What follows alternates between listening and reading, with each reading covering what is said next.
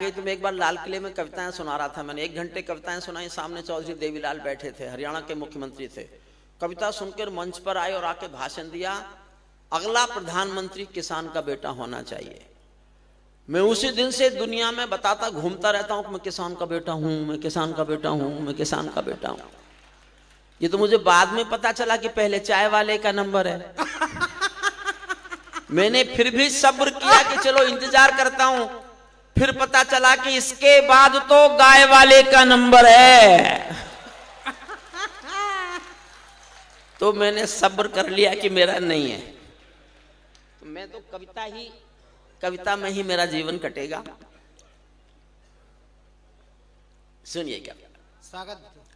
पैरों में अंगारे बांधे, सीने में तूफान भरे, आंखों में 2 सागर आंजे, कई हिमालय शीश धरे। मैं धरती के आंसू का संतरास नहीं तो क्या गाऊं, मैं धरती के आंसू का संतरास नहीं तो क्या गाऊं, खूनी तालिबानों का इतिहास नहीं तो क्या गाऊं।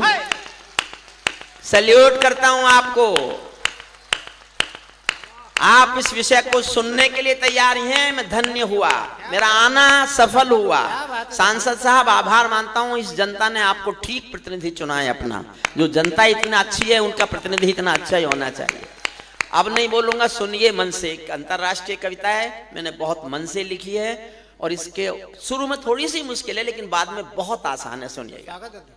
मैं शशिकांत को बहुत प्यार करता हूं। इस देश के सर्वश्रेष्ठ संचालकों का मुझसे कोई नाम पूछे, मैं मन दुखी करके भी इसी का नाम लिखूंगा।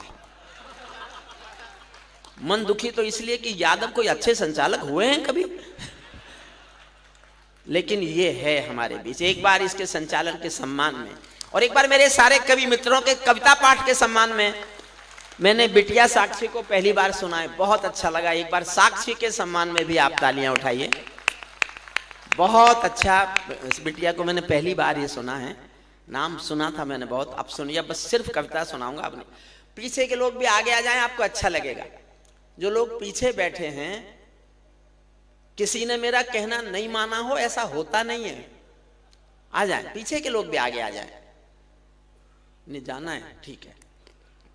पैरों में अंगारे बांधे, सीने में तूफान भरे, आंखों में 2 सागर आंजे, कई हिमालय शीश धरे। मैं धरती के आंसू का संतरास नहीं तो क्या गाऊं, खूनी तालिबानों का इतिहास नहीं तो क्या गाऊं, आगामी तूफानों का आभास नहीं तो क्या गाऊं, दुनिया के दादाओं का उपहास नहीं तो क्या गाऊं, दुनिया के दादाओं का उपहास नहीं तो क्या गाऊं।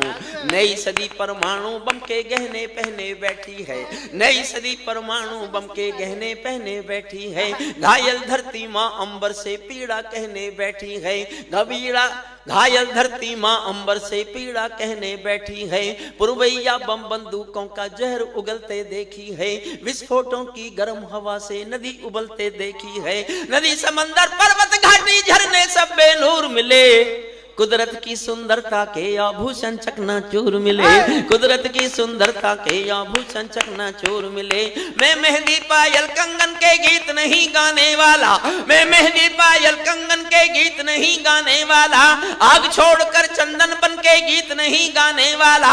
मैं उगते सूरज की लाली गाने वाला चारण हूँ, धरती पर मानवता के अधिकारों का उच्चारण हूँ, अधिकारों में शब्द किरण का उजियारा गाता हूँ। मैं धरती से आतंकवाद का निपटारा गाता हूं मैं, धरती से आतंकवाद का निपटारा गाता हूं मैं। मेरी कलम कामना गाती है जग की खुशहाली की, लेकिन दिल में आग भरी है दुनिया की बदहाली की। कितना अधोपतन देखूंगा सत्ता के व्याकरणों में, गांधी लिंकन बुद्ध पड़े हैं चरम पंथ के चरणों में। और उठाना साहब तालियां, 2 पंक्ति पढ़ रहा हूं। कितना अधोपतन देखूंगा सत्ता के व्याकरणों में, गांधी लिंकन बुद्ध पड़े हैं चरम पंथ के चरणों में। मुझको ये पूरी दुनिया लाचार दिखाई देती है, मुझको ये पूरी दुनिया लाचार दिखाई देती है। चीर हरण के चौसर का दरबार दिखाई देती है, चीर हरण के चौसर का दरबार दिखाई देती है। गंधारी की धरती प्रभु चाल दिखाई देता है, अफगानों का जनजीवन बदहाल दिखाई देता है, तो तमंचों से घायल परिवेश दिखाई देता है, खूनी बाजों के पंजों में देश दिखाई देता है, यूएनओ में दुनिया का विश्वास टूटते देखा है, हथियारों के बल पर कोई देश लूटते देखा है, हथियारों के बल पर कोई देश लूटते। थोड़ा और साथ देना। मैं बनारस गया पिछले दिनों, तो मेरा एक दोस्त था वहां मुझसे 2-3 साल बड़ा। जब मैंने कुर्सी मांगी घुटने की चोट की वजह से, तो पीछे से बोला, ए हरिओम पंवार तू अब बूढ़ा हो गया। मुझे सुन के बुरा लगा, लेकिन मेरे मुंह से जो उत्तर निकला, मैं राम की धरती पर आपका आशीष चाहता हूं इस उत्तर पर, ऐसे मेरे मुंह से निकल गया। मैंने कहा देखो भाई, जब सूरज शाम को ढलता है ना, उस समय भी उसका नाम सूरज ही होता है। तो मैं ढलते समय भी रहूंगा तो सूरज ही। 6 पंक्तियां मेरा साथ देना, मंच को समर्पित करता हूं। मैं सूरज के साम्राज्य से आंख मिलाने वाला हूँ, मैं सूरज के साम्राज्य से आंख मिलाने वाला हूँ, दुनिया के हर दादा का मैं ताज हिलाने वाला हूँ।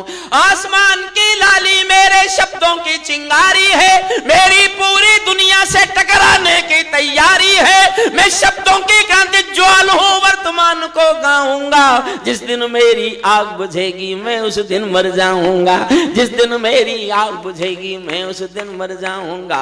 दुनिया वालों आने वाला समय तुम्हें धिक्कारे। यहां से कविता शुरू होती है। पूरी दुनिया से विद्रोह कर रहा हूं, दुनिया वालों। और कोई कहता है इसकी शादी नहीं हुई, कोई कहता है इसने की नहीं। मैं इस विषय में कभी बोला नहीं हूं, कभी किसी को जवाब नहीं दिया। आज राम की धरती पर बैठा हूं तो बोलता हूं, अगर कोई व्यक्ति एक याद के लिए पूरे 50 साल गुजार दे तो क्या इससे बड़ा भी कोई प्यार होता है? वाह वाह वाह, जिंदाबाद। मैं बोला नहीं हूं कभी, क्योंकि ये नितांत व्यक्तिगत विषय है जिस पर मैं किसी से कभी नहीं बात करता, कभी बहस नहीं करता। दुनिया वालों आने वाला समय तुम्हें धिक्कारेगा, दुनिया वालों आने वाला समय तुम्हें धिक्कारेगा। महाशक्तियों की चुप्पी पर थूकेगा, दुत्कारेगा। दुनिया के दादा आतंकों से लड़ने में चूक गए, तालिबानी एटम की सत्ता के मुंह पर थूक गए। तालिबानी एटम, तालिबान पर सुनना 8 पंक्ति, और 8वीं पंक्ति पर आपकी तालियों का विस्फोट सुनना चाहता हूं। तालिबानी एटम की सत्ता के मुंह पर थूक गए, तालिबानी आतंकों की शैली गढ़ने वाले हैं, तालिबानी बर्बरता की सीढ़ी चढ़ने वाले हैं।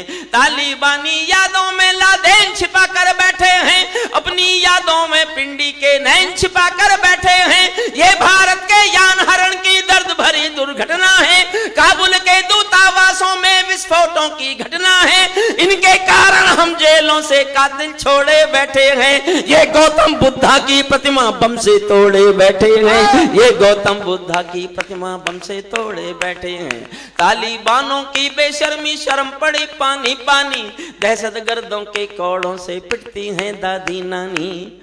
एक मुल्क में 600 साल पुराना पाषाण युग, लड़की बाजार नहीं जाएगी, लड़की स्कूल नहीं जाएगी, लड़की पढ़ने नहीं जाएगी, लड़की घर से बाहर नहीं निकलेगी। ऐसा होता है क्या दुनिया में? इस आज की दुनिया में 800 साल पुराना पाषाण युग एक देश में आ गया और दुनिया मौन है।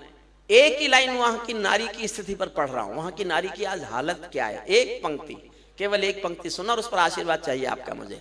तालिबान, आप किनकी तलाश में खड़े हैं साहब? आदरणीय आपसे कह रहा हूं बैठ जाए, रिकॉर्ड कर रहे हैं, प्लीज बैठ जाइए। आपको मालूम नहीं है मेरे बारे में, मैंने जिन सरकारों पे लिखा है ना वो बैठ गई हैं। मैं बहुत आया नहीं हूं अयोध्या, इसलिए सब कुछ नहीं जानता मेरे बारे में, वरना आप तक आप खड़े रहे होते। हरिओम पंवार कविता पढ़े और आपका इतनी देर खड़े होने का साहस। अखिलेश यादव जी की सरकार होती तो आपको यश भारती मिलती इस बहादुरी पे कि ये व्यक्ति हरिओम पंवार के सामने भी खड़े होने का साहस कर सकता है, इसको भी यश भारती दे दो। दी जाती थी ऐसे। तालिबानों की बेशर्मी शर्म पड़ी पानी पानी, दहशतगर्दों के कौड़ों से पिटती हैं नारी की हालत पर एक लाइन सुनना। दहशतगर्दों के कौड़ों से पिटती हैं दादी नानी, उनको कोई फर्क नहीं है उनके जीने मरने की, उनको कोई फर्क नहीं है उनके जीने मरने की। औरत केवल काया भर है बच्चे पैदा करने की, औरत केवल काया भर है बच्चे पैदा करने की। इनका दामन सात समंदर साफ नहीं कर सकते हैं, अल्लाह भी इनके पापों को माफ नहीं कर सकते हैं। काबुल के हर चौराहे पर चीख सुनाई देती है, हर अफगानी सीने पर बंदूक दिखाई देती है। मैंने भू पर मानवता के प्राण अटकते देखे हैं, जवियानों के पहियों से भी लोग लटकते देखे हैं, जवियानों के पहियों। छोटी करता हूं कविता ताकि कुछ और सुनाया जा सके। अब मैं दुनिया के सबसे बड़े दादा के खिलाफ बोल रहा हूं, समझना। 20 साल पहले गया था कि हम तालिबान को नष्ट करेंगे अमेरिका, और 20 साल बाद चुपचाप। अगर उस समय तालिबान को नष्ट करने का पूरा प्रयास किया गया होता और कर दिया होता तो आज हमास और इजराइल का युद्ध नहीं हो रहा होता। आप ये समझ लीजिए। मैं अंतरराष्ट्रीय कानून पढ़ाता हूं, अंतरराष्ट्रीय कानून पढ़ के आपके सामने बोल रहा हूं, सुनना। तालिबानी जिनके अब्बा आका तुम थे अमेरिका, दुनिया के सबसे बड़े दादा के खिलाफ बोल रहा हूं। क्या समस्या, जिसके खिलाफ भारत सरकार नहीं बोल सकती डिप्लोमेटिकली, मैं बोल रहा हूं। हुआ आपको अंदाजा कि भारत सरकार अधिक ताकतवर है कि हरिओम पवार अधिक ताकतवर है? तो मेरी ताकत के लिए ताली बजाओ और अब मेरी बात सुनो, और उस अच्छी लगे तो और ज्यादा ताली बजाना सुनना। तालिबानी जिनके अब्बा आका तुम थे अमेरिका, तालिबानी जिनके अब्बा आका तुम थे अमेरिका, इनको रूस से लड़वाने के खाका तुम थे अमेरिका। इनकी ट्रेनिंग इनका पोषण भूल गए क्या अमेरिका, अपनी खुदगर्जी में शोषण भूल गए क्या अमेरिका। तुमको अपने पापों के ही अंक मिले हैं अमेरिका, अपने पाले सांपों के ही डंक मिले हैं अमेरिका, अपने पाले सांपों के ही डंक मिले हैं अमेरिका। जिनका तुमने अंत लिखा था उन्हें जिलाकर चले गए।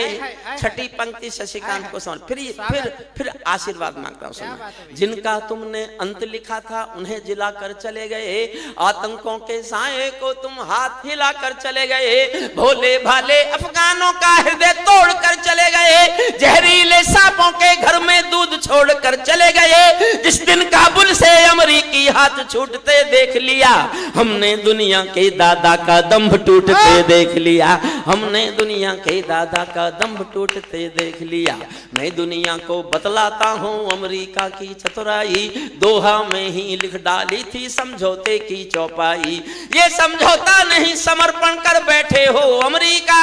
और एक पंक्ति फिर ताली मांगती है, ये समझौता नहीं समर्पण कर बैठे हो अमेरिका, अपनी महाशक्ति का तर्पण कर बैठे हो अमेरिका, अपनी महाशक्ति का तर्पण कर बैठे हो अमेरिका। क्या अमेरिका यूं ही अपने रिश्ते नाते तोड़ गया, अपने हथियारों को हेलीकॉप्टरों को छोड़ गया। सच तो ये है अमेरिका ने बहुत दोगला पेच दिया, भोले भाले अफगानों को तालिबान को बेच दिया, भोले भाले अफगानों को तालिबान को बेच दिया। हारा तो भारत भी है, भारत का सद्व्यवहार गया, जैसे शकुनी के पासों से धर्म युधिष्ठिर हार गया। भारत असमंजसता वाली पीर समेटे बैठा है, जैसे माधव पंचाली का चीर समेटे बैठा है, जैसे माधव पंचा। साफ कविता इतनी थी, लेकिन उसी दिन 15 अगस्त 2021 को मैंने टेलीविजन पर तालिबानियों के प्रेस प्रवक्ता के बयान सुने। कम से कम 4-5 बार टेलीकास्ट हुआ बयान, मैंने 3 बार मैंने खुद सुना। उनका प्रेस प्रवक्ता बोल रहा था 15 अगस्त 2021 को, कभी भी कोई चाहे तो रिकॉर्ड कर ले, सारे चैनल्स पर आया था कि we have got our motherland Kabul and total Afghanistan, our next target is jihad in Jammu and Kashmir, and due to brotherhood we will support the war of the freedom of the jihadis and we will get it liberated। अरे मैंने कहा इनके तो इरादे बहुत खराब है, अगला लक्ष्य जम्मू कश्मीर की आजादी है, अफगानिस्तान तो प्राप्त कर लिया। और उसके सबूत मिले, जो हथियार अमेरिका ने छोड़े उनमें से कुछ हथियार ड्रोन से कश्मीर में गिराए गए। तो लगा कि शायद कहीं ना कहीं कोई ना कोई लिंक था।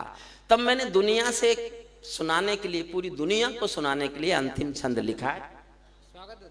पानी दे दो भाई। भैया पानी। देखिए मैं पानी बार बार इसलिए मांगता हूँ, मैं पिछले दिनों मुझे बुखार आया 22 दिन, और 22 दिन तक मैंने दवाइयाँ भी खाई। एलोपैथी के डॉक्टर, मेरे दोस्त डॉक्टर थे, वो दवाई खिलाते थे कि तो हमारी दवाई से ठीक होगा। बाबा रामदेव के साथ में उठता बैठता हूँ, वो अपनी दवाई भेज देते रोज कि इनको खा। बाबा कहते थे ना एलोपैथी डॉक्टरों के चक्कर में पड़ना मत, ये तुझे मार देंगे। और एलोपैथी वाले कहते थे इस बाबा के चक्कर में पड़ना मत, ये तुझे मार देंगे। और मैंने जिस दिन दोनों की दवाई खानी बंद कर दी, मैं उस दिन ठीक हो गया। मैं क्या करूं? मैंने बताया जाके बाबा को, बोले नहीं वो दवाओं का असर हो गया होगा पूरा।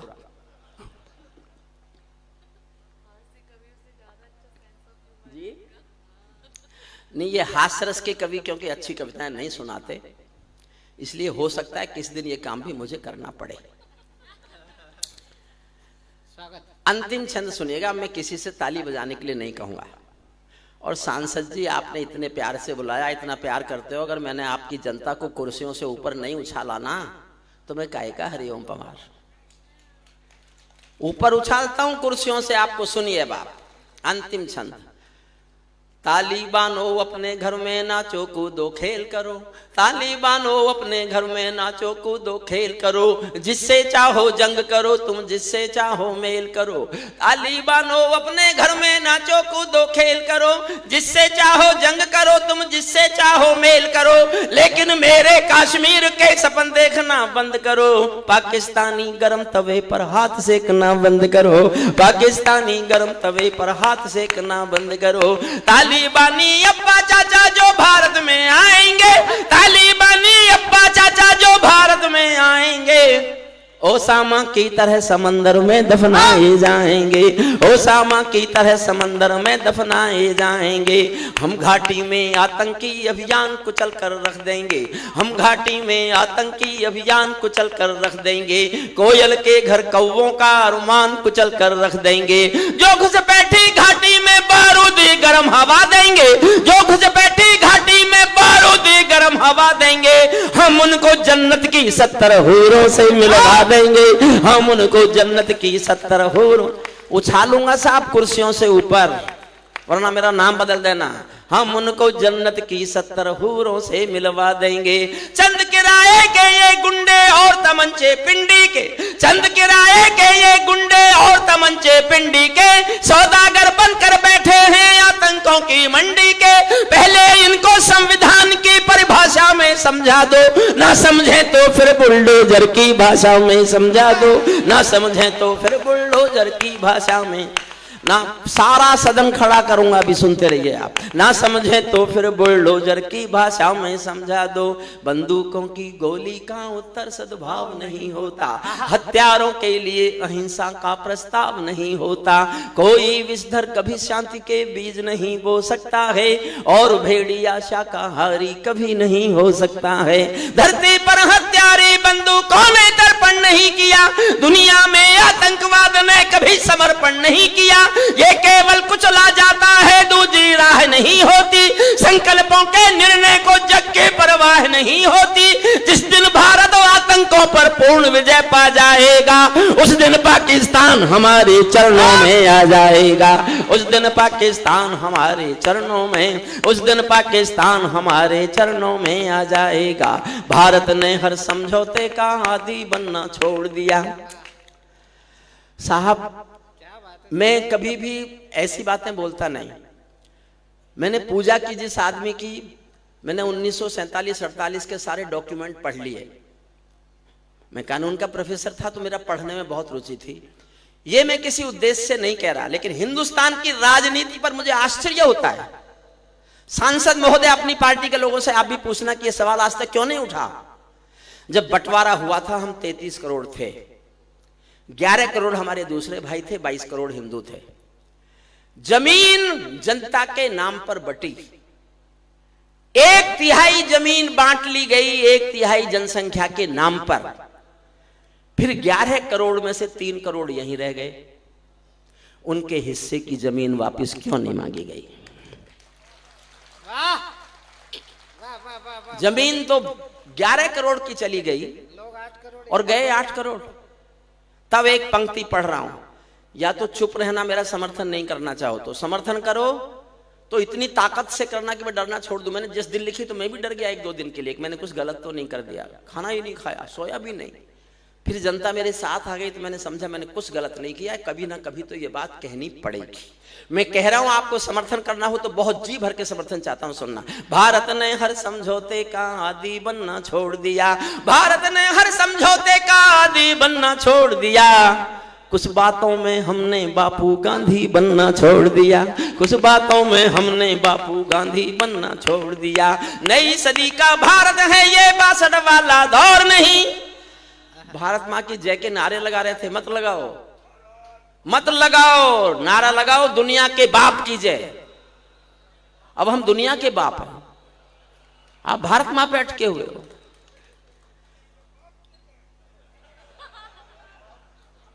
देखिए एक कैसे बदलता है देश। क्या बात? सांसद जी आपकी पार्टी को इसलिए सर झुकाता हूं कि कैसे बदलता है देश।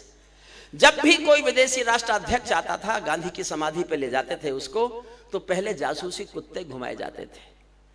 आपने बार बार देखे होंगे कोई भी बड़ा राष्ट्राध्यक्ष आया तो गांधी की समाधि पर जाने से पहले जासूसी कुत्तों से सुरक्षा चक्र चलाया गया।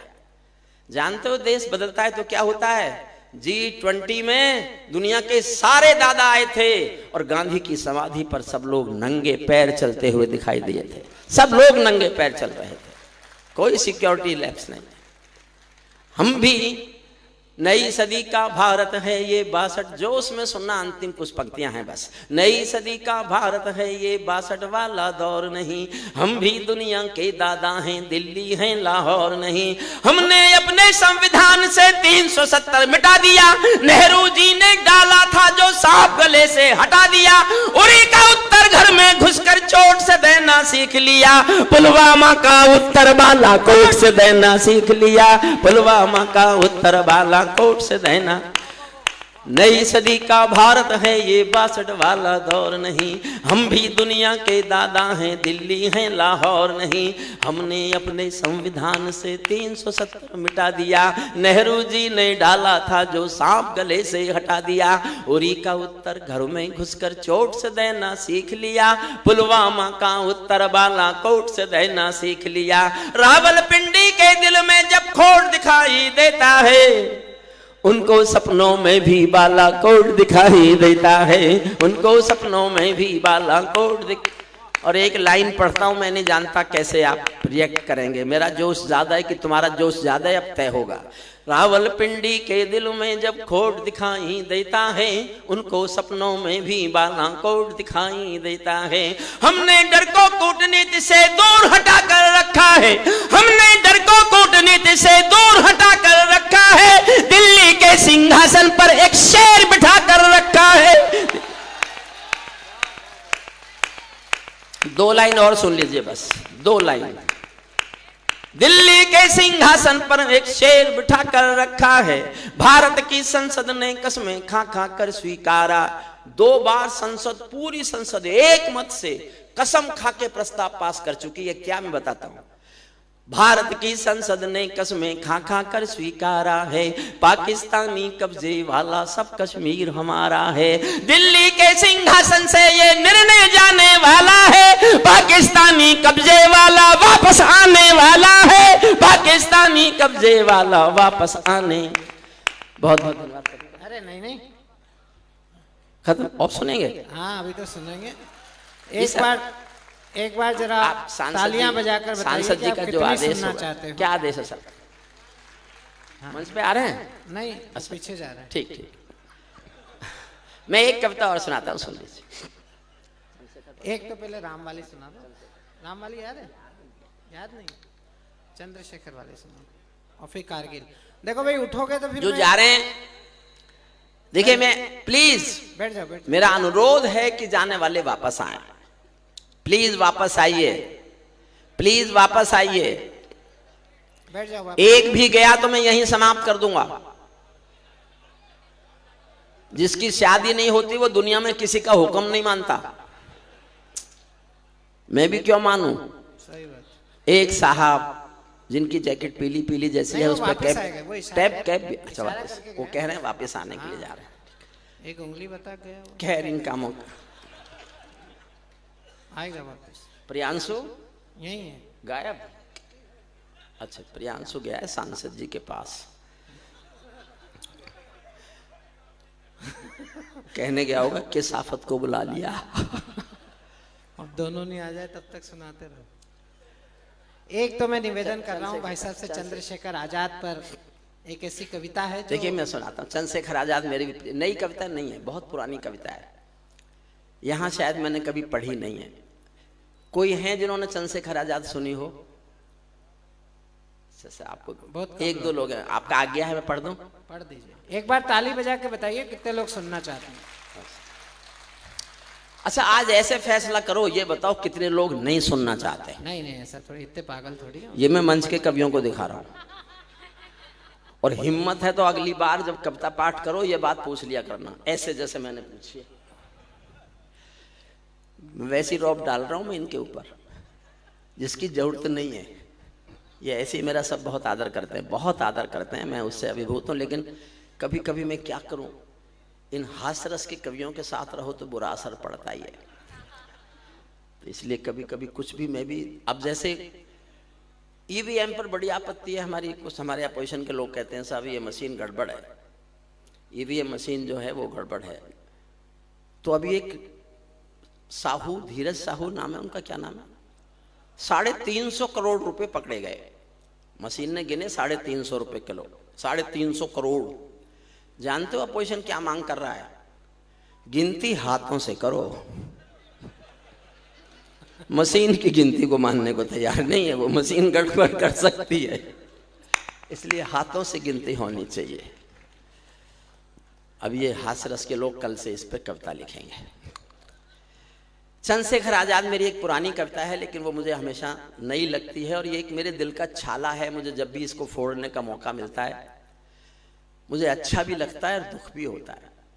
आदरणीय मायावती जी पहली बार जब मुख्यमंत्री बनी थी तो वो अपनी समर्थन से नहीं बनी थी मुख्यमंत्री, भारतीय जनता पार्टी के समर्थन से मुख्यमंत्री बनी थी। और उन्होंने कुछ दिन बाद ही चंद्रशेखर आजाद के नाम के महाविद्यालय का पत्थर उखाड़ दिया था। एक पत्रकार ने हिम्मत करके कहा भी कि आप क्या कर रही हैं, ये महाविद्यालय चंद्रशेखर आजाद के नाम पर है। तो गुस्से में घूमकर बोली, कौन चंद्रशेखर आजाद, वो आतंकवादी?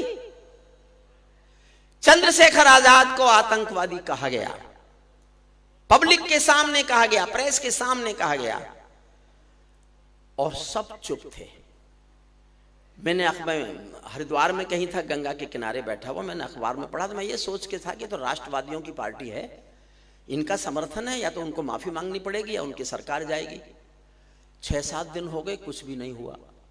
तो मैं श्रद्धेय अडवाणी जी के पास भी आया जाया करता था, अटल जी बिहारी जी के पास बहुत आया जाया करता था। मैं दोनों के पास शिकायत लेके गया कि आपके समर्थन की एक पार्टी चंद्रशेखर आजाद को आतंकवादी कह रही है।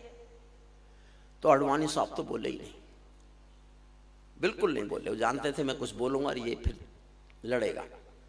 मैं वाजपेयी साहब के पास गया, वो भी कुछ नहीं बोले, बहुत देर तक चुप बैठे रहे। तो मैंने कहा साहब कुछ तो, हम क्या जनता को मुंह दिखाएं जाके?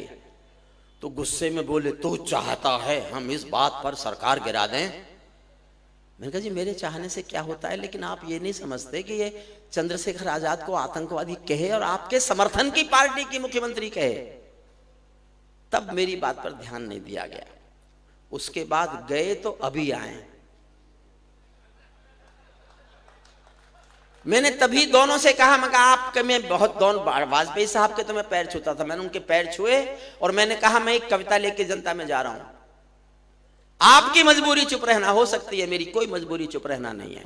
मैं आपकी सत्ता का हिस्सा नहीं हूं, मेरा सत्ता में कोई मोह है नहीं, ये कोई गर्वोक्ति नहीं है। सांसद जी जानते होंगे 14 में मुझे टिकट दिया गया था पार्लियामेंट लड़ने का, और 8 दिन तक मेरा टिकट मेरे नाम से रखा रहा।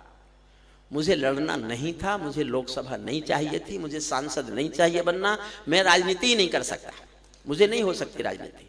बाबा रामदेव लेके आए थे टिकट, बाबा रामदेव के साथ कोई समझौता हुआ था पार्टी का, कुछ टिकट बाबा को दिया होंगे, बाबा ने उनमें एक मेरा फंसा दिया। बाबा मुझसे आज तक कहते तूने भरी थाली में लात मार दी। मैं कहा क्या होता, तू सांसद बन जाता। मैं कहा फिर क्या होता, फिर क्या होता? मैं गर्वोक्ति नहीं कर रहा हूं, मैंने बाबा से कहा एक दिन गुस्से में, जब मुझे बार बार ताना मारने लगे। मैंने कहा फिर क्या होता, क्या सांसद तो 800 है हिंदुस्तान में, हरिओम पंवार तो केवल एक है। कविता सुनिए, उसी समय की मेरी कविता है, लेकिन आपको आज की लगेगी, सुन लीजिएगा। मन तो मेरा भी करता है झूमो नाचूं गाऊं मैं, मन तो मेरा भी करता है झूमो नाचूं गाऊं मैं, आजादी की सौगातों पर 100 गीत सुनाऊं मैं, लेकिन शबनम वाला वातावरण कहां से लाऊं मैं, मेघ मल्हारों वाला अंतःकरण कहां से लाऊं मैं दामन में दर्द तुम्हारे अपने लेकर बैठा हूं, आजादी के टूटे फूटे सपने लेकर बैठा हूं, घाव जिन्होंने भारत माता को गहरे दे रखे हैं, उन लोगों को जेड सुरक्षा के पहरे दे रखे हैं। उन जो उस समय की कविता है तो उस समय के लिए ताली बजाइए, मैं आज के लिए नहीं बोल रहा हूं कुछ भी। ताली तो बजानी ही पड़ेगी, ताली तो बजानी पड़ेगी। घाव जिन्होंने भारत माता को गहरे दे रखे हैं, उन लोगों को जेड सुरक्षा के पहरे दे रखे हैं, जो भारत को बर्बादी की हद तक लाने वाले हैं, वे ही स्वर्ण जयंती का पैगाम सुना। 50वां साल था आजादी का, स्वर्ण जयंती मन रही थी, तब ये घटना घटी थी।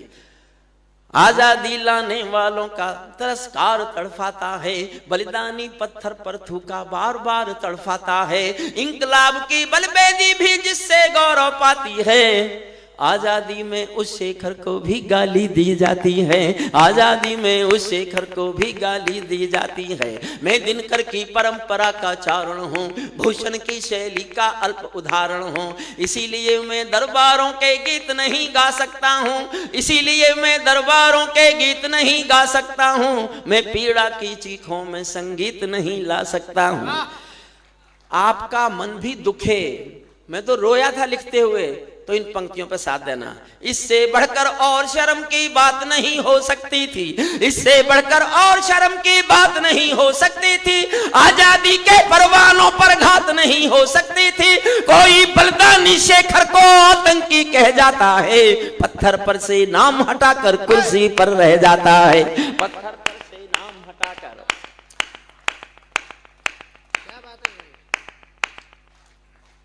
गाली की भी कोई सीमा है, कोई मर्यादा है, ये घटना तो देशद्रोह की परिभाषा से ज्यादा है, मेरी आंखों में पानी है, सीने में चिंगारी है, राजनीति ने कुर्बानी के दिल पर ठोकर मारी है, सारे वतन पुरोधा चुप थे, कोई कहीं नहीं बोला। कविता का सौंदर्य केवल ये है, चलो राजनीति के नेता नहीं बोले, उनके अपने अपने स्वार्थ होंगे। स्वर्ग में हमारे शहीदों की आत्मा ने भी सुना होगा कि आज चंद्रशेखर आजाद को गाली किस तरह दी जा रही है, उन पर क्या बीती होगी, ये कविता का सौंदर्य सुनना। इससे बढ़कर और शर्म की बात नहीं हो सकती थी, आजादी के परवानों पर घात नहीं हो सकती थी, सारे वतन पुरोधा चुप थे, कोई कहीं नहीं बोला, लेकिन कोई ये ना समझे कोई खून नहीं खोला, सुनकर बलिदानी बेटों का धीरज डोल गया होगा, मंगल पांडे फिर शोणित की भाषा भूल गया होगा, मंगल पांडे फिर शोणित की भाषा बोल गया होगा, सुनकर हिंद महासागर की लहरें तड़प गई होंगी, शायद बिस्मिल की गजलों की बहरें तड़प गई होंगी, नील गगन में कोई पुच्छल तारा टूट गया होगा, अस्फाकुल्ला की आंखों में लावा फूट गया होगा, आजादी पर मरने वाला टोला भी रोया होगा, इंकलाब का रंग बसंती चोला भी रोया होगा, आजादी पर मरने वाला टोला भी रोया होगा, इंकलाब का रंग बसंती चोला भी रोया होगा, चुपके चुपके रोया होगा संगम तीरथ का पानी। 4 लाइन मन से सुनना, अच्छा लगे तो तालियां उठाना। चुपके चुपके रोया होगा संगम तीरथ का पानी, आंसू आंसू रोई होगी धरती की चूनरधानी, एक समंदर रोई होगी भगत सिंह की कुर्बानी, क्या ये ही सुनने की खातिर फांसी झूले सेनानी, क्या ये ही सुनने की खातिर और 4 लाइन सुनना साहब, मन करे तो जी भर के दाद देना। चुपके चुपके रोया होगा संगम तीरथ का पानी, क्या ये ही सुनने की खातिर फांसी झूले सेनानी, जहां मरे आजाद पार्क के पत्ते खड़क गए होंगे, जहां मरे आजाद पार्क के पत्ते खड़क गए होंगे, कहीं स्वर्ग में शेखर जी के बाजू फड़क गए होंगे, शायद पल दो पल को उनकी निदिया जाग गई होगी, फिर पिस्तौल उठा लेने की इच्छा जाग गई होगी, फिर पिस्तौल उठा लेने की इच्छा। आधी मिनट में सुनाता हूं क्या थे शेखर, ये शशिकांत ने बताया। सबसे बड़ी बात है, देश का एकमात्र प्रधानमंत्री हमारे मोदी जी जो शहीद चंद्रशेखर आजाद के गांव गए भाबरा, बाकी किसी को जाने की जरूरत महसूस नहीं हुई, सल्यूट करते हैं हम उनको। सुनना, शेखर महायज्ञ का नायक, आधे मिनट में बताता हूं शेखर क्या है। 2 बातें ऐसी बताता हूं जो आपने शायद नहीं पढ़ी होंगी। 700 लोगों को अंग्रेजों ने नौकरी केवल इस बात की दे रखी थी कि आजाद को पहचान लें। आजाद को पहचानने के नाम पर 700 लोग ब्रिटिश पुलिस में नौकरी करते थे। और मैंने जिसलिए कविता लिखी, में जब आजाद पर पढ़ रहा था पूरा उनका साहित्य, तो मुझे एक वाक्य ऐसा पढ़ने को मिला आजाद के मुंह से निकला हुआ जो दुनिया में किसी के मुंह से निकला ही नहीं। गरीब माँ बाप थे आजाद के, इकलौता बेटा था, माँ बाप गरीबी में जी रहे थे। वो सरकारी खजाने लूटते थे, जो पैसा होता था उनकी संदूक में होता था, चाबी उनके पास रहती थी। एक दिन गांव के किसी आदमी ने छुपते छुपाते पहुंचकर ये कहा कि शेखर, तेरे माता पिता की हालत क्या जानते हो क्या? घर में खाने के लिए रोटी नहीं है, भूखे मरने की नौबत है। तुम्हारी संदूक में पैसा है यार, इतना तो घर भेज दो कि माँ बाप रोटी खा लें। तो चंद्रशेखर आजाद 2 वाक्य बोले, एक वाक्य आंख में आंसू भरकर और एक आंख लाल करके। आंसू भरकर तो ये कहा कि माता पिता क्या सिर्फ मेरे हैं और क्रांतिकारियों के नहीं है? और दूसरी पल आंख लाल करके कहा कि इस संदूक में से तो 1 पैसा दूंगा नहीं। और तुम गांव वालों मेरे माता पिता को रोटी नहीं खिला सको तो मुझे बताना, मैं किसी दिन रात के अंधेरे में आऊंगा और अपने पिस्तौल की 2 गोली दोनों के सीने में उतार के चलाऊंगा। उसको गाली देगी राजनीति और सुन लेंगे सब लोग। तब सुनिए, शेखर महायज्ञ का नायक, गौरव भारत भूखा है, जिसका भारत की जनता से रिश्ता आज लहू का है, जिसके जीवन के दर्शन ने हिम्मत को परिभाषा दी, जिसके पिस्टल की गोली ने इंकलाब को भाषा दी, जिसने धरा गुलामी वाली क्रांति निकेतन कर डाली, आजादी के हवन कुंड में अग्नि चेतन कर डाली, जिसके कारण त्याग अलौकिक माता के आंगन में था, इकलौता बेटा होकर भी आजादी के रन में था, जिसको खूनी मेहंदी से भी देह रचाना आता था, आजादी का योद्धा केवल चले चबे ना खाता था। अब तो नेता पर्वत सड़कें शहरों को खा जाते हैं और पुलों के शिलान्यास में नहरों को खा जाते हैं। अब तो नेता पर्वत सड़कें शहरों, आजादी के कारण जो गोरों से बहुत लड़ी है जी, दाद देना मुझे जी भरकर अगली पंक्ति पर, आजादी के कारण जो गोरों से बहुत लड़ी है जी, शेखर की पिस्तौल किसी तीरथ से बहुत बड़ी है जी, शेखर की पिस्तौल किसी तीरथ से बहुत। और साहब एक छंद सुनना, इसलिए सुना रहा हूं, मैंने तभी लिखा था, सांसद जी आपको समर्पित करता हूं, बुरा मत मानना। नहीं सुनी गई मेरी बात, आपके समर्थन से थी वो मुख्यमंत्री, अपने आप नहीं थी। और मेरी ईमानदारी लगे तो उतनी तालियां बजाना जितनी अब तक बचा रहे हो। जो भारत माँ की संसद, जो भारत माँ के संसद के गाने गाने वाले हैं, जो भारत माँ की मर्यादा जीवन गाने वाले हैं, राष्ट्रवाद की गरिमा गौरव ज्ञान सिखाने वाले हैं, जो छोटी छोटी बातों पर संसद में अड़ जाते हैं, श्री राम मंदिर मुद्दे पर सड़कों पर लड़ जाते हैं, 60 दिनों तक रथ लेकर जो 60 दिनों तक रथ लेकर जो तीर्थ यात्रा घूमे थे, आजादी की यादों के पत्थर पूजे थे, चूमे थे, इस घटना पर चुप बैठे थे, सबके मुंह पर ताले थे। तब गठबंधन क्यों नहीं तोड़ा जो तुम हिम्मत वाले थे, तब गठबंधन क्यों नहीं तोड़ा जो तुम है। और 2 लाइन आशीर्वाद चाहती हैं आपका, मैं देखना चाहता हूं कितना प्यार करते हैं आप कवि को, केवल कवि के रूप में सुनना मुझे। तब गठबंधन क्यों नहीं तोड़ा जो तुम हिम्मत वाले थे, तुम सत्ता में शामिल थे 2 टूक डांट भी सकते थे, तुम सत्ता में शामिल थे 2 टूक डांट भी सकते थे, जो जीव शहीदों पर थूके वो जीभ काट भी सकते थे, जीव शहीदों पर थूके वो जी। अंतिम छंद सुनना, जो सीने पर गोली खाने को आगे बढ़ जाते थे, भारत माता की जय कहकर फांसी पर चढ़ जाते थे, जिन बेटों ने आजादी के लिए कहानी दे डाली, आजादी के हवन कुंड के लिए जवानी दे डाली, दूर गगन के तारे उनके नाम दिखाई देते हैं, उनके स्मारक भी चारों धाम दिखाई देते हैं, वे देवों की लोग, मेरे जीवन की कविता की अच्छी पंक्तियां सुनना है, वे देवों की लोकसभा के अंग बने बैठे होंगे, वे सतरंगी इंद्रधनुष के रंग बने बैठे होंगे, उन बेटों की याद भुलाने की ना नादानी मत करना, इंद्रधनुष के रंग चुराने की नादानी मत करना, इंद्रधनुष के रंग चुराने की नादानी मत करना। जिनके कारण ये भारत आजाद दिखाई देता है, अमर तिरंगा उन बेटों की याद दिखाई देता है। उनका नाम जुबां पर लो तो पलकों को झपका लेना, उनकी यादों के पत्थर पर दो आंसू टपका देना। जो धरती में मस्तक बोकर चले गए, दाग गुलामी वाला धोकर चले गए, मैं उनकी पूजा की खातिर जीवन भर गा सकता हूँ। मैं सूरज का बेटा तम के गीत नहीं गा सकता हूँ, मैं पीड़ा की खत्म कर दो, कारगिल पढ़ दो, खत्म कर दो। हमारे सांसद जी ने माया मंडल में शपथ लेने से इनकार कर दिया। क्या? अच्छा, ये मुझे और अभी सूचना मिली है, हमारे सांसद जी उन दिनों विधायक थे और उन्होंने उनके मंत्रिमंडल में शपथ लेने से मना कर दिया था। मैं आपको सैल्यूट करता हूँ, नतमस्तक होता हूँ आपके सामने। ये मुझे अभी बताया। 5 मिनट और सुन सकते हैं कि अपने, केवल 5 मिनट, एक भी नहीं उठे तो मैं केवल 4.5 मिनट की एक कविता सुनाना चाहता हूँ। सुनाऊं साहब?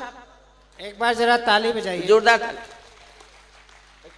कारगिल विषय पर और शहीदों की शहादत को समर्पित एक ऐसी कविता जो शहीदी महापर्व इन दिनों चल रहा है और पहली बार हिंदुस्तान ने उस पर्व को जीने की जो संकल्प व्यक्त किया है। मैंने विशेष रूप से आग्रह किया डॉक्टर हरियम पवार जी से। देखिए 4.5 मिनट मांग रहा हूं मैं आपसे बस। जी जी भैया पानी की 1-2 बोतलें ऊपर भेज दीजिए। हाँ बिल्कुल बिल्कुल बिल्कुल। हाँ, अब उनको पैसे याद आ रहे होंगे ना जो मैंने लिए। सांसद जी, मेरे कोई खर्चे नहीं है, मुझे इतनी पेंशन मिलती है उससे मेरी रोटी चल जाती है, किचन चल जाती है। लेकिन जो पैसा देते हैं आप, मैंने आज तक मांगा नहीं है ट्रस्ट के लिए, लेकिन मेरा ट्रस्ट केवल गरीब बच्चों की पढ़ाई और मेरठ कॉलेज में लॉ में जितने बच्चे पढ़ते हैं उनकी सब, किसी को भी किताब और फीस चाहिए मेरठ कॉलेज में लॉ पढ़ने वाले को, क्योंकि मैं वहाँ प्रोफेसर रहा हूँ, मेरे ट्रस्ट से उसकी व्यवस्था होती है। आज तक हमने किसी को मना नहीं किया, जो घर आ गया उसकी मदद की।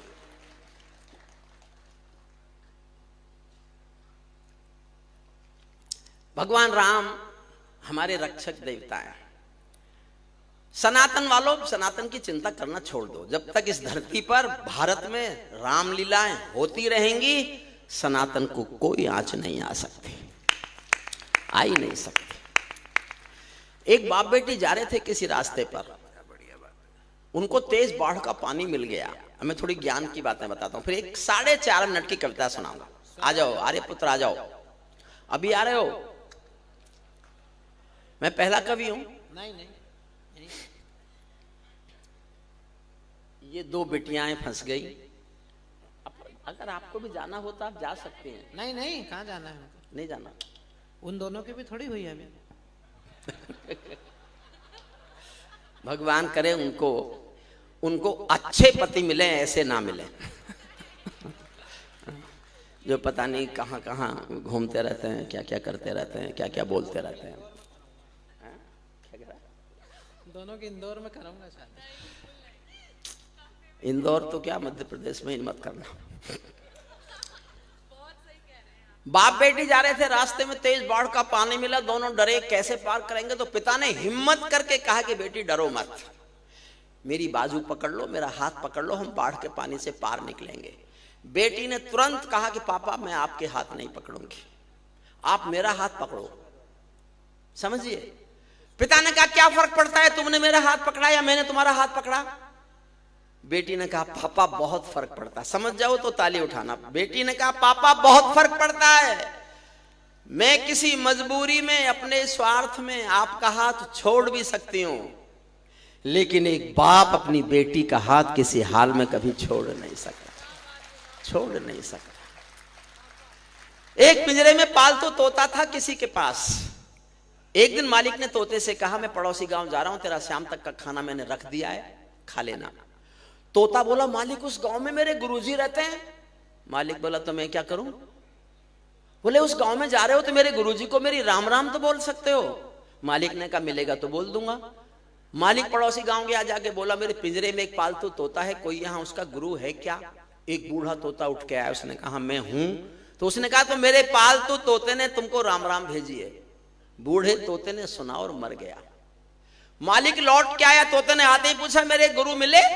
मालिक बोला काय का तेरा गुरु, तेरी राम राम बोली वो तो सुनते ही मर गया। इतना सुनते ही पिंजरे का तोता भी मर गया। अब समझना मैं कहना क्या चाहता हूं। पिंजरे का तोता भी मर गया। जब मालिक ने पिंजरा खोला तो तोते की आत्मा कहती चली गई कि मालिक तुम समझे नहीं, मेरे गुरु ने मेरे लिए इशारा कर दिया, संदेश भेज दिया कि जिसको आजाद होना है उसे मरना आना चाहिए। भगवान राम हमारे रक्षक देवता हैं, भगवान कृष्ण हमारे रक्षक देवता हैं। लेकिन साहब मैं हाथ जोड़कर सर झुकाकर यह कहता हूं कि उनको मैंने नहीं देखा, मैंने नहीं देखा।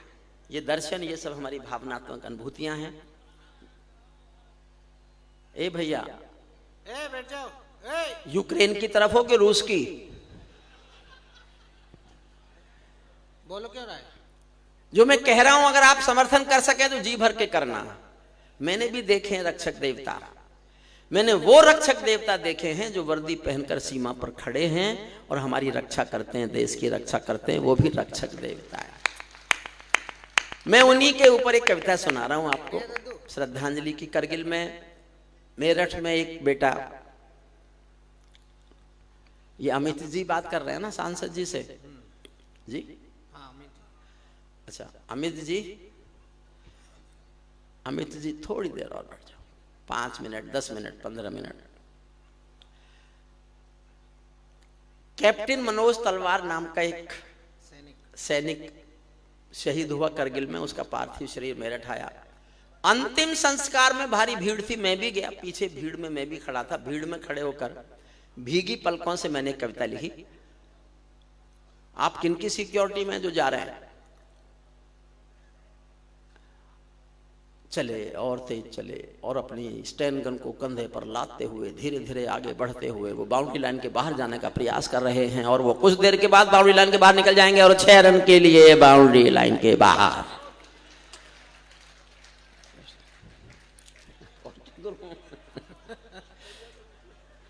ये मनिका बिटिया को मैं आजकल सुनता हूँ फेसबुक पर, मुझे बहुत अच्छा लगता है। और कभी कभी लगता है कि एक एक पंक्ति में उसने एक एक कहानी, एक एक बड़ा उपन्यास लिखा है। अद्भुत है। पूरा घर तुम्हारा, एक थोड़ी सी क्या कोना, मेरा एक कोना, पूरा घर तुम्हारा। इससे बड़ा समर्पण भारतीय नारी कर सकती है और दुनिया में कोई नहीं कर सकता। मन से कविता सुन लीजिए। मैंने 50 साल हो गए मुझे मंचों पर। साहब आपको पता है कि नहीं, मणिका हमारे उस परिवार की बेटी है जिस परिवार में श्रद्धेय अटल बिहारी वाजपेयी जी का कई बार विश्राम हुआ। उस परिवार में मतलब बहुत प्रतिष्ठित हमारे क्षेत्र का एक राजनीतिक परिवार है, जिस परिवार में अटल जी का स्वतः आना जाना था। एक बार मणिका को अगर हरिओम पवार जी ने आशीर्वाद दिया, ये उनके लिए पद्मश्री। मैं प्रशंसक, जरा जोरदार तालियां बजाइए। मैं जिसका प्रशंसक नहीं हूं, मैं झूठ नहीं बोलता। मैं शब्द की देवी के अपमान में मैं जीवन में कभी नहीं बोला। जो मुझे पसंद नहीं है, कई बार तो मैं खुद को पसंद नहीं करता। विश्वास कीजिए मैं खुद से नाराज रहता हूं। मेरी उम्र भर मैं अपने से नाराज रहा हूं। छोटा सा गीत है, मैंने 50 साल आंसू की आग गाई है। भैया चाय थोड़ी देर बंद कर दो, 5 मिनट के लिए, बस 5 मिनट के लिए बंद कर लो। मान जाओ प्लीज, मान जाओ। 50 साल मैंने आंसू की आग गाई है। मेरी एक कविता है, केवल एक, जो मेरी आग के आंसू हैं। आग के आंसू, वाक्य समझिएगा आप। क्या कुछ कह रहे हैं? मैं गीतकार नहीं हूं। गीतकार हमारी साक्षी बेटिया है, मनिका है, हमारा प्रियांशु भी बहुत श्रेष्ठ गीतकार है, शशिकांत ने भी गीत लिखे हैं, सब लोग गीत लिखते हैं। लेकिन मैं गीतकार नहीं हूं। मैं चीख चिल्लाहट का कवि हूं। मेरा दृष्टिकोण है ये कि मैं ताजों के लिए समर्पण वंदन गीत नहीं गाता, दरबारों के लिए कभी अभिनंदन गीत नहीं गाता। गौन भले हो जाऊं लेकिन मौन नहीं हो सकता मैं। पुत्र मोह में शस्त्र त्याग कर द्रोण नहीं हो सकता मैं। कितने ही पहरे बैठा दो मेरी क्रुद्ध निगाहों पर, मैं चीखूंगा चिल्लाऊंगा जनगण मन की आहों पर। धरती पर धरती पर राष्ट्रवाद की मैं एक कहानी हूं, धरती पर, इस धरती पर इंकलाब की केवल एक कहानी हूं, लिखते लिखते अंगारा हूं, गाते गाते पानी हूं। ये मेरी जिंदगी है।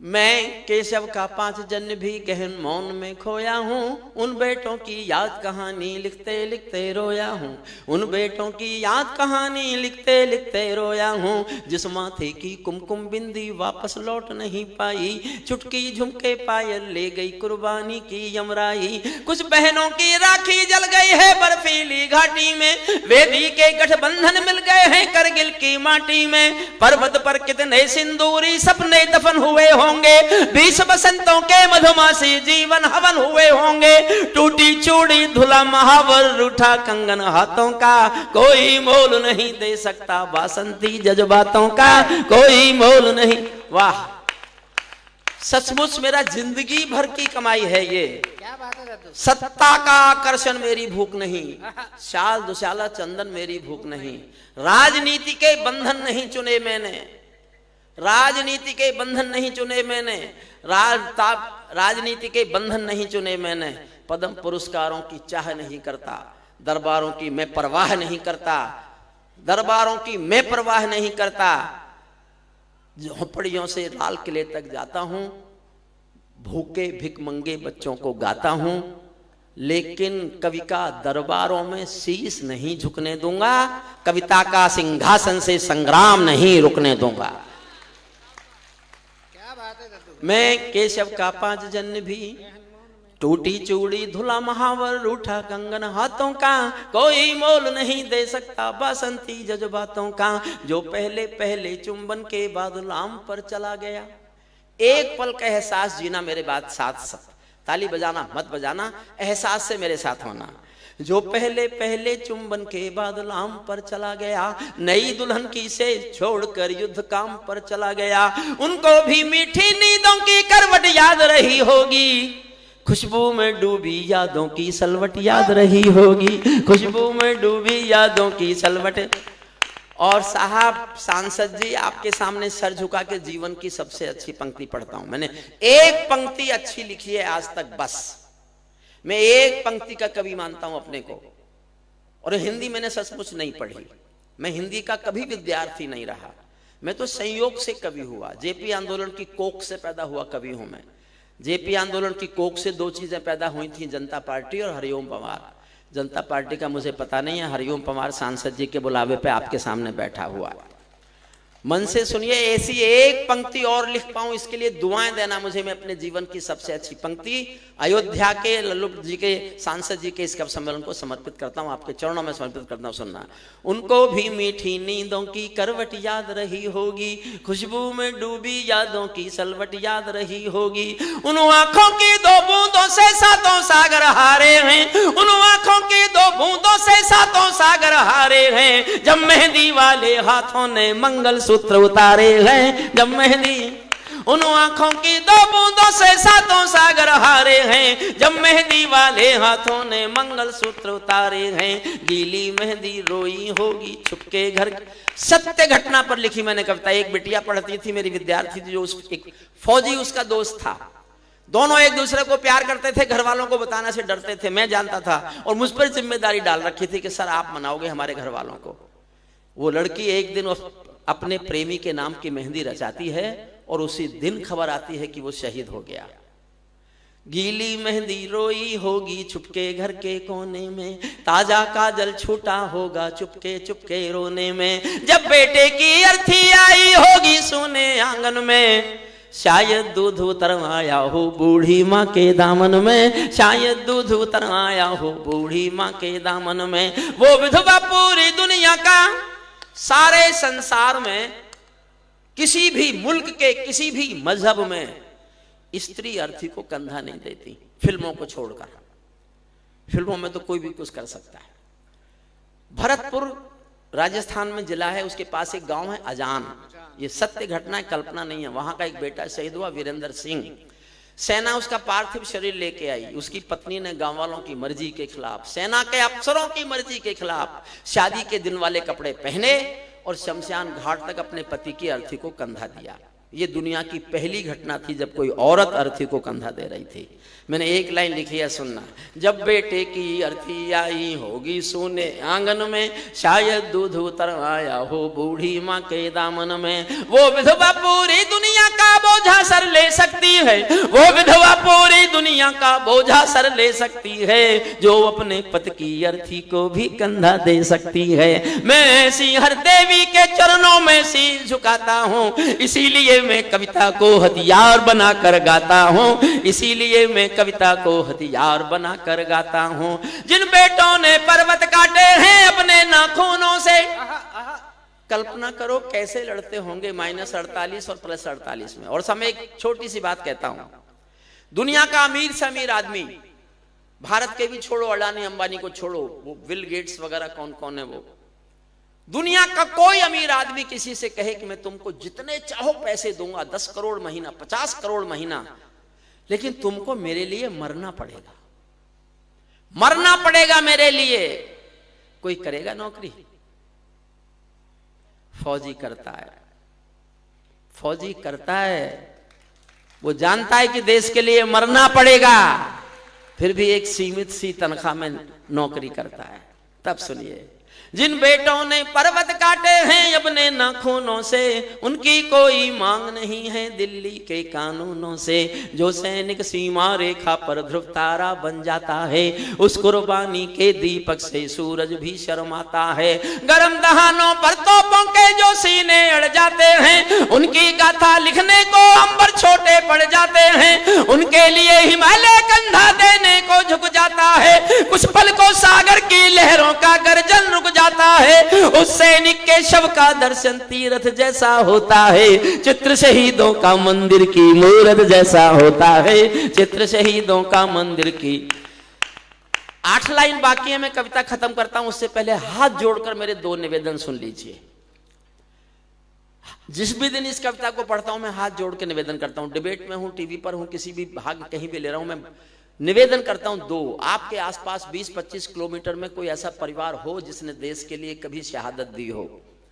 62 से लेके आज तक अगर किसी परिवार का कोई बच्चा, कोई बेटा देश के लिए कुर्बान हुआ है और आप जानते हैं कि इस परिवार में कोई है, तो साल में एक बार एक मिठाई का डिब्बा और फूल की 2 माला लेकर के उसके घर जाना प्रारंभ कीजिएगा।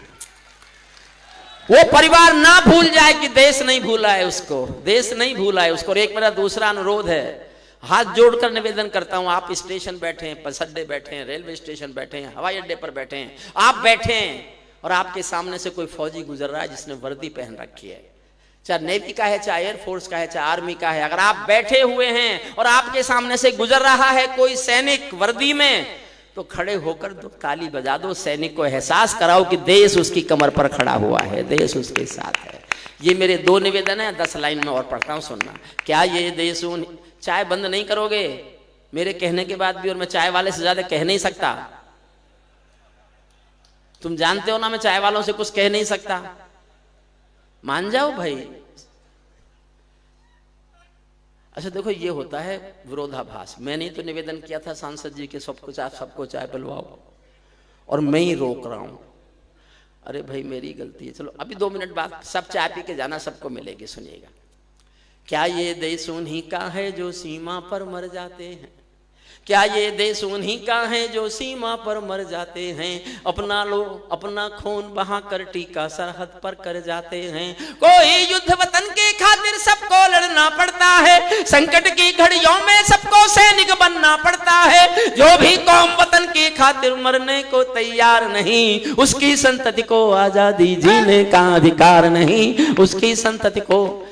आखिरी लाइन सुन लो, मेरे घर में नेता बहुत हैं, सांसद जी बचपन में पीटते थे, अब डांटते हैं, तो मैं भी बदला तो निकालता ही रहता हूं।